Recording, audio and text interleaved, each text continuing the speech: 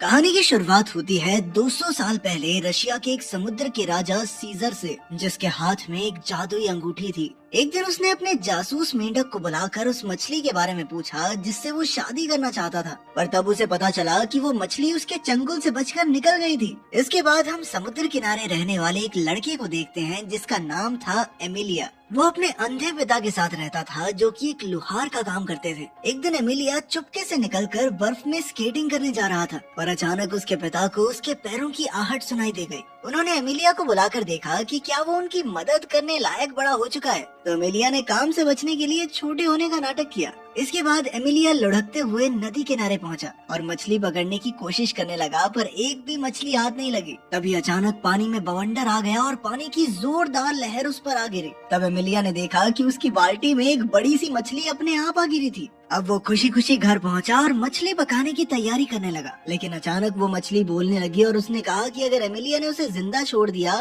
तो वो उसकी 3 इच्छाएं पूरी कर देगी। एमिलिया ने कहा कि वो शहर देखना चाहता है लेकिन चूल्हे से हटना नहीं चाहता। तभी अचानक मछली ने अपने जादू से एमिलिया को चूल्हे के साथ ही घर से निकाला और सीधा शहर की ओर ले गई। एमिलिया तो बेचारा डर के मारे चूल्हे से ही चिपका रहा और उसे देखकर आम लोग भी काफी घबरा गए। अब एमिलिया को बहुत ठंड लग रही थी, इसीलिए उसने अपनी दूसरी इच्छा मांगकर कहा कि वो चाहता है कि अभी के अभी गर्मियाँ शुरू हो जाएं। उसी पल सारी बर्फ पिघल गई और चारों ओर हरियाली छा गई। पूरी सड़क भी पानी से भर गई और जब एमिलिया जैसे तैसे बाहर निकला तो वो काफी निराश था, क्योंकि उसने 2 इच्छाएं यूं ही बेकार कर दी थी। तभी अचानक उसका सामना कुछ डाकुओं से हुआ। उन्हें एमिलिया के पास कोई कीमती चीज नहीं मिली तो वो उसकी बाल्टी ही उठाकर ले जाने लगे, पर एमिलिया किसी भी हालत में उस मछली को खो नहीं सकता था, इसीलिए वो बाल्टी छीनकर भाग निकला और उस मछली को नदी में फेंक दिया। लेकिन जल्द ही डाकुओं ने उसे फिर से बंदी बनाकर पेड़ से उल्टा लटका दिया। बाद में उसने नदी की ओर से एक लड़की को आते देखा। उस लड़की ने एमिलिया को आजाद किया तो वो भागकर उस मछली को ढूंढने के लिए नदी के पास गया, लेकिन अफसोस कोई फायदा नहीं हुआ। तब उस लड़की ने अपना नाम वेसिलिसा बताया और उसकी आवाज सुनते ही एमिलिया पहचान गया कि यही वो मछली है। अब एमिलिया ने उसका स्कार्फ चुरा लिया ताकि वो भाग न सके और अपनी तीसरी इच्छा मांगने को तैयार हो गया। उसने कहा कि वो रशिया के राजा जार की बेटी राजकुमारी अनीसा से शादी करना चाहता है। उधर शाही महल में राजकुमारी अनीसा इंग्लैंड के राजकुमार लॉर्ड रॉथमैन के साथ थी। रॉथमैन उसे तरह तरह की बेशकीमती तोहफे देकर खुश करने की कोशिश कर रहा था। उसने राजकुमारी को एक ऐसा बाजा दिखाया जिसे अंदर से एक बौना आदमी बजाता था और सबको लगा कि ये अपने आप बज रहा है। जल्द ही एमिलिया और वासालिसा भी जार के महल में आ पहुँचे और उनकी बातें सुनने लगे। तब जार ने रॉथमैन को नीचा दिखाने के लिए कहा कि ये बाजा तो कुछ भी नहीं है, उसके पास तो एक ऐसी बिल्ली है जिसका गाना सुनते ही लोग खुद ब खुद नाचने लगते हैं। ये सुनकर रॉथमैन ने कहा कि वो भी ऐसी बिल्ली देखना चाहता है। तभी अचानक एमिलिया कूदकर वहां आया और उसने कहा कि वो इस जादुई बिल्ली को पकड़कर ला सकता है, लेकिन बदले में राजकुमारी अनीसा को उससे शादी करनी होगी। ये सुनकर राजकुमारी हैरान रह गई, पर जार उसकी बहादुरी देखकर बहुत खुश हुआ और वो एमिलिया की शर्त मानने के लिए राजी हो गया। अब एमिलिया उस बिल्ली की खोज में निकल पड़ा, पर वासालिसा ने उसे समझाया कि उस बिल्ली को पकड़ना इतना आसान नहीं होगा। जब भी उसे कोई इंसान मिलता है तो बिल्ली उसे अपनी पसंद का गाना चुनने को कहती है। अगर वो बिल्ली दुख भरा गाना गाती है तो वो आदमी वहीं रो रो कर मर जाता है, और अगर बिल्ली खुशी वाला गाना गाती है तो आदमी अपने आप नाचने लगता है और तब तक नाचता रहता है जब तक उसकी मौत ना हो जाए। लेकिन एमिलिया फिर भी पीछे नहीं हटा और जल्द ही वासालिसा के साथ घने जंगल में पहुंचा। आखिरकार वो काफी मुश्किल रास्ते पार करते हुए उस बिल्ली तक आ पहुंचा। बिल्ली ने उसे गाना चुनने को कहा तो एमिलिया ने दुख भरा गाना चुना। जब बिल्ली ने गाना गाया तो अचानक एमिलिया भी उसके साथ गाना गाने लगा, क्योंकि ये वही गाना था जो बचपन में उसकी माँ उसे सुनाया करती थी। जब बिल्ली ने देखा कि एमिलिया को इस गाने से कोई फर्क नहीं पड़ा तो वो रोने लगी और अंत में एमिलिया के साथ चलने को तैयार हो गई। वहीं दूसरी ओर वैसालिसा को सीजर का जासूस मेंढक मिला। मेंढक ने उसे बताया कि शादी की सारी तैयारियां हो चुकी हैं। ये सब सुनकर एमिलिया को कुछ समझ नहीं आया तो वैसालिसा ने उसे बताया कि एक बार सीजर ने उसे शिकारी के जाल से बचाया था, इसलिए वेसिलिसा पर उसका कर्ज है और अब सीजर बदले में उससे शादी करना चाहता है। खैर फिर वो जल्द ही शाही महल पहुँचे जहाँ लॉर्ड रॉथमैन शादी के लिए राजकुमारी अनीसा का हाथ मांग रहा था, पर तभी एमिलिया बिल्ली के साथ अंदर घुस गया। जल्द ही बिल्ली ने गाना बजाना शुरू किया और सब लोग अपने आप नाचने लगे। तब जार ने उसे बिल्ली को कहीं दूर ले जाने का हुक्म दिया। वो एमिलिया की बहादुरी से काफी प्रभावित था, लेकिन अब राजकुमारी शर्त के मुताबिक एमिलिया जैसे एक आम इंसान से शादी नहीं करना चाहती थी। इसीलिए उसने एमिलिया को एक और जोखिम भरा काम देने का फैसला किया। फिर रात को राजकुमारी अपनी माँ जरीना की आत्मा से मिली तो जरीना ने उसे एमिलिया के लिए एक बेहद खतरनाक काम बताया। फिर अगली सुबह लॉर्ड रॉथमैन अपने इंग्लिश जूसर से जार को खुश करने की कोशिश कर रहा था। इसके अंदर भी एक बौना आदमी था जो फलों और सब्जियों का जूस बनाकर बाहर निकालता था,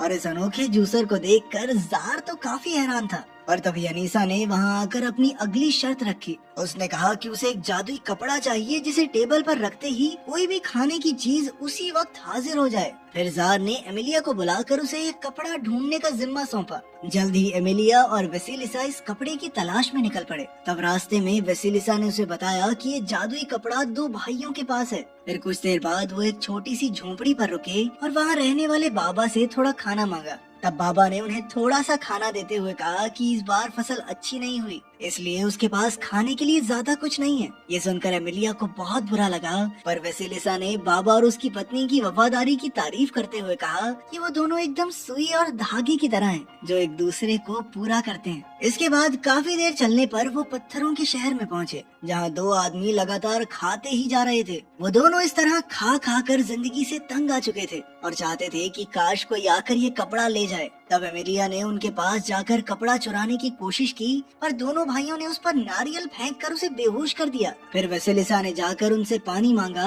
और जब उन्होंने पानी में अपनी परछाई देखी तो उन्हें बहुत पछतावा हुआ। उन्हें याद आया कि पहले वो बहादुर सिपाही थे जिन्होंने टर्की के सुल्तान का मुकाबला किया था, पर अब वो इतने मोटे हो चुके थे कि चलकर यहाँ से बाहर तक नहीं जा सकते। तब उन्होंने वेसिलिसा को ये कपड़ा ले जाने को कहा, पर ऐन वक्त पर उनका मन बदल गया। लेकिन तब तक वेसिलिसा बड़ी फुर्ती से कपड़े और एमिलिया दोनों को लेकर वहाँ से फरार हो गई। बाद में जब एमिलिया को होश आया तो उसने अपनी होने वाली पत्नी अनीसा के लिए फूल तोड़े। तब वेसिलिसा ने उसे समझाने की कोशिश की कि राजकुमारी तुझे जान से मारना चाहती है और तू उसके प्यार में लट्टू हुआ फिर रहा है, पर एमिलिया उसकी बात सुनने को राजी ही नहीं था। उसने वेसिलिसा को अनीसा के लिए लिखी हुई अपनी कविता सुनाई, जिसके आखिर में वो उसे प्रपोज करेगा। तो वेसिलिसा उसमें इतना खो गई कि उसने ही शादी के लिए हाँ कह दी। पर तभी उसने अपने ख्यालों की नगरी से बाहर आकर कहा कि तुम्हें किसी और से शादी करनी चाहिए, उस नक्चड़ी राजकुमारी से नहीं। फिर बाद में जब वो कपड़ा लेकर शहर पहुँचे तो जार और राजकुमारी अनीसा को खबर मिली कि एमिलिया कपड़ा लेकर लौट आया है।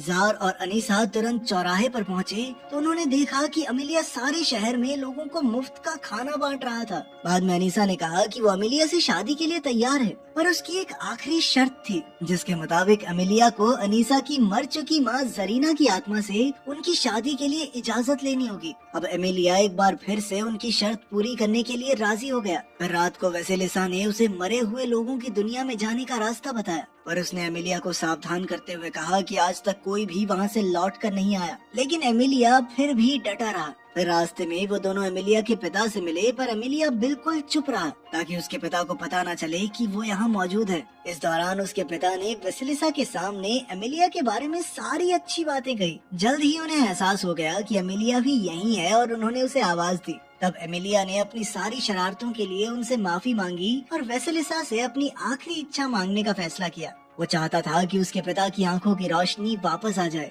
और वेसिलिसा ने उसकी इच्छा पूरी भी कर दी। बाद में जब वो दोनों नदी किनारे पहुँचे तो एमिलिया ने वेसिलिसा का शुक्रिया अदा किया और उसका स्कार्फ लौटा दिया, पर वेसिलिसा फिर भी उसके साथ आगे बढ़ी और जल्द ही दोनों मुर्दों की दुनिया में पहुँच गए। फिर वहाँ का राजा कुसाई उनसे मिलने आया तो खुलासा होता है कि वेसिलिसा असल में उसकी बेटी थी। एक बार वेसिलिसा ने एक बहुत बड़ी गलती की थी तो कुसाई ने उसे मछली बना दिया था। फिर वेसिलिसा ने कुसाई को जरीना की आत्मा को बुलाने को कहा। जब जरीना की आत्मा वहाँ आई तो उन्हें पता चला कि उसे भूखे रहने की सजा मिली थी, जिस वजह से उसकी मौत हो गई। अब एमिलिया ने कहा कि मैं आपकी बेटी से शादी करना चाहता हूँ, पर जरीना ने साफ इनकार कर दिया। लेकिन अपनी बेटी वेसिलिसा की मदद करने के बदले कुसाई को लगा कि मुझे इस लड़के की मदद करनी चाहिए, तो उसने जरीना को खाना देकर उसका श्राप हटाने की बात कही, जिसके बाद आखिरकार जरीना शादी के लिए राजी हो गई। उधर जार ने ये देखा तो वो बेहद खुश हुआ। इधर वेसिलिसा ने अपने पिता को अलविदा कहा तो उन्होंने कहा कि यहाँ से निकलते ही एमिलिया ने जो कुछ भी देखा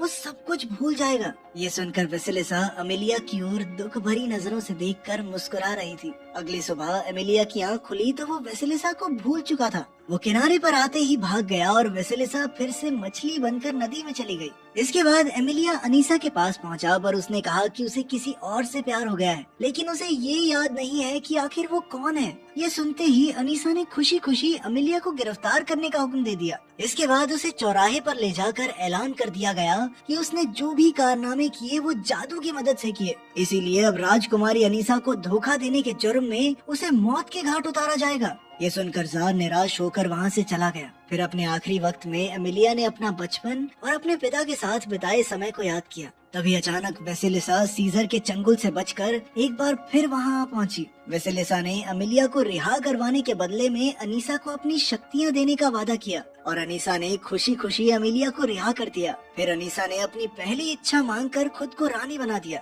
उसने अपने पिता सार से उसका ताज छीनकर उसे एक टावर में कैद कर दिया। अब अनीसा की दूसरी इच्छा थी कि वो इंग्लैंड के राजा की पत्नी बने। तभी इंग्लैंड के राजदूत उसके लिए शादी का प्रस्ताव लेकर आ पहुँचे। उधर एमिलिया अपने घर जाकर उस इंसान को याद करने की कोशिश कर रहा था जिससे उसे प्यार हुआ है। तभी अचानक उसके पिता ने सुई और धागे की बात की, जिसे सुनते ही हमारे हीरो के दिमाग की बत्ती जल उठी और उसे एहसास हो गया कि वेसेलिसा से ही प्यार करता है वो, और उसे वेसेलिसा के साथ बिताए हुए समय के बारे में सब कुछ याद आ गया। अब वो तुरंत शहर की ओर निकल पड़ा तो उसके पिता और 2 भाई भी उसके साथ आ गए। फिर उन चारों ने मिलकर महल का दरवाजा तोड़ डाला और एमिलिया वेसेलिसा को ढूंढने लगा। वेसेलिसा को यकीन नहीं हुआ कि एमिलिया उसे पहचानता है, लेकिन तभी अनीसा बीच में आ गई। उसने कहा कि वो वेसेलिसा की तरह जादूगरनी बनना चाहती है और वेसेलिसा ने उसकी तीसरी इच्छा समझकर उसे पूरा कर दिया। और तभी अचानक वो भी एक मछली बन गई और तब उसे एहसास हुआ कि अब उसकी शक्तियाँ किसी काम की नहीं, क्योंकि वो सिर्फ दूसरों की इच्छाएं पूरी कर सकती है। फिर अनीसा ने अपने एक नौकर को बुलाकर कहा कि वो विश मांगे